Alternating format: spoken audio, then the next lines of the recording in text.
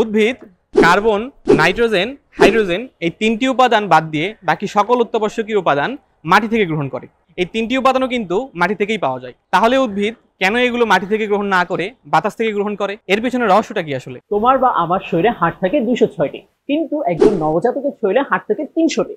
তাহলে এই বয়স বাড়ার সাথে সাথে কি হাড়গুলো উধাও হয়ে যাচ্ছে, নাকি এর অন্য কোনো ব্যাখ্যা আছে? ভাইরাস আমাদের দেহে কত ধরনের রোগ সৃষ্টি করে সেটা কম বেশি আমরা সবাই জানি, কিন্তু এই ভাইরাস থেকেই ভ্যাকসিন তৈরি করা হয়, যা দ্বারা ভাইরাসকেই নির্মূল করা হয়। ভাইরাস কিভাবে তার নিজের খোরাক অর্থে নিজেই পড়ে, এই গল্পটাও কিন্তু আমাদের জানা দরকার। প্রচ্ছেদনের সময় উদ্ভিদ তার দেহের 99% পানি বের করে দেয়, শুধুমাত্র 1% পানি সে দেহে জমা রাখে। উদ্ভিদ তার এত কষ্ট করে মাটি থেকে তোলা পানির অধিকাংশই কেন ছেড়ে দিচ্ছে? উদ্ভিদ কি এতটাই বোকা? মানুষের জিনোমের মাত্র 2% জিন দেহের সকল বৈশিষ্ট্য নিয়ন্ত্রণ করে, আর বাকি 98% জিনের কি তাহলে কোনোই কাজ নেই? চাইলেই কি এগুলো দেহ থেকে কেটে ফেলা সম্ভব?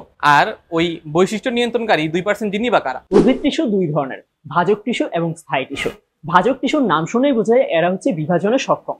তাহলে স্থায়ী টিস্যু কি চিরস্থায়ী? এরা কি কখনোই বিভাজিত হয় না? জীবজগতের এমন আরো অনেক রহস্যময় গল্প নিয়ে আমি আসছি স্পৃহায়। দেখা হবে সাবার।